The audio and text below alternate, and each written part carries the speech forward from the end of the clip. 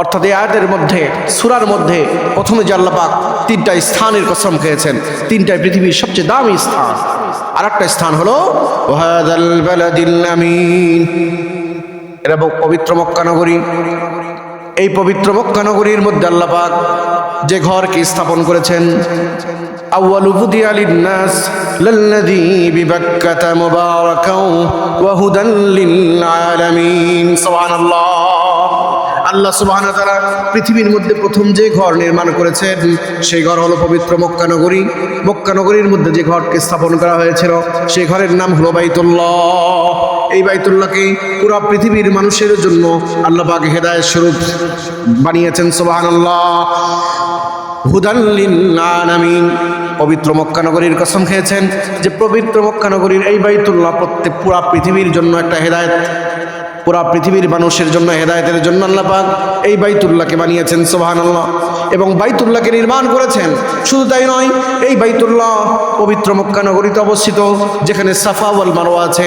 আল্লাহ পাক বলেন ইন্নাস সাফা ওয়াল মারওয়াতা মিন শাইরিল্লাহ ফামান হাজ্জাল বাইতা আও ইতামারা ফালা জুনাহা আলাইহি। আল্লাহ সুবহানাহু ওয়া তাআলা বলেন এই পবিত্র মক্কা নগরীতে সাফা এবং মারওয়া পাহাড় আছে, পবিত্র পাহাড়। যারা সাই করবে তাদের জীবনের সব গুনাহ আল্লাহ পাক মাফ করে দেন। এই পবিত্র নগরীর কসম খেয়েছেন। শুধু তাই নয়, এই পবিত্র নগরীতে এমন একটা স্থান আছে মাকামে ইব্রাহিম। মাকাম ইব্রাহিমে হযরত ইব্রাহিম খলিলুল্লাহ, আল্লাহ পাকের খলিল, দাঁড়িয়ে সালাত আদায় করেছেন। ওখানে মাকামে ইব্রাহিমে যদি কেউ 2 রাকাত সালাত আদায় করে আল্লাহ সুবহানাহু ওয়া তাআলা তার জীবনের সব গুনাহ মাফ করে দেন। আল্লাহ সুবহানাহু ওয়া তাআলা তার খলিলকে ওই স্থান দিয়েছিলেন, যে স্থানের উপর দাঁড়িয়ে তিনি ইবাদত করতেন, সেটা হলো মাকাম ইব্রাহিম। এটাও অবস্থান হলো মক্কা নগরীতে। মক্কা নগরীতে অবস্থান রয়েছে হলো আরাফা, যেখানে বাবা আদম আলাইহিস সালাতু ওয়াস সালাম এবং মা হাওয়া আলাইহিস সালাম দুইজনের সম্পর্ক হয়েছিল, অর্থাৎ আবার পূর্ণ মিলন হয়েছিল, পরিচিত হয়েছিল ওখানে, আবার এসে তারা মিলন হয়েছিল ওখানে। এই স্থান যেখানে হজের মধ্যে, হজের হলো ফরজ হলো কি আরাফার ময়দানে অবস্থান করা। এই আরাফা অবস্থান হলো মক্কা নগরীতে। শুধু তাই নয়, এই মক্কা নগরীতে একটা হজরে আসওয়াদ নামের একটা পাথর আছে, যে পাথরকে চুমা খেলে জীবনের সব গুনাহ আল্লাহ পাক মাফ করে দেন। পবিত্র মক্কা নগরী, এই পবিত্র মক্কা নগরীর কসম খেয়েছেন আল্লাহ পাক, যেখানে মানুষের দিলটা গেলে ওখান থেকে আর আসার কোনো দিল হয় না, ইচ্ছে হয় না। এই মক্কা নগরীর কসম খেয়েছেন। তারপরে আল্লাহ পাক বলেন লাকাদ খালাকনাল ইনসানা ফি আহসানি তাকওয়িম।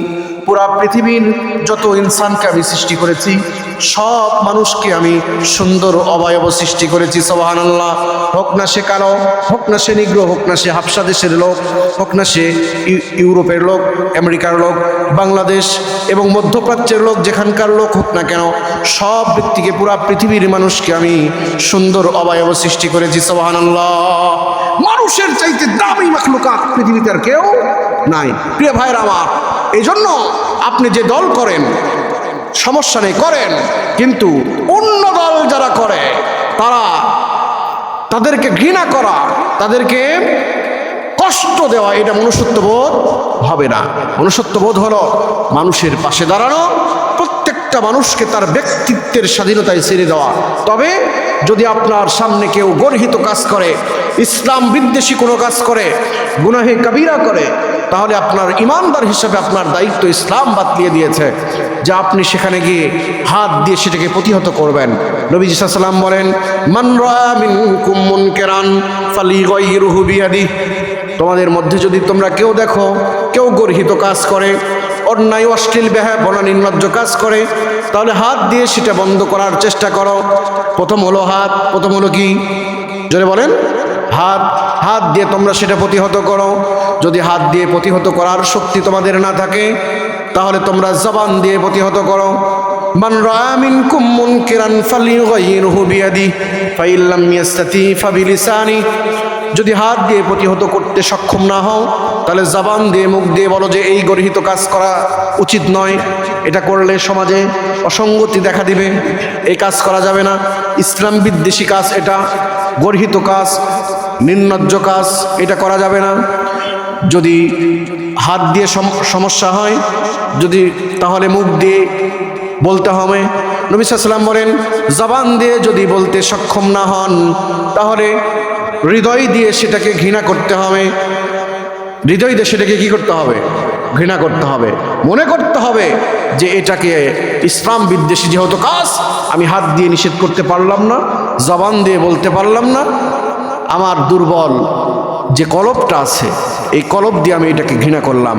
নবীজি বলেন, যালিকা আযাফুল ঈমান, এটা হলো ঈমানের সর্বনিম্ন স্তর। যালিকা আযাফুল ঈমান, হৃদয় দিয়ে ঘৃণা করা ঈমানের নিচু স্তর।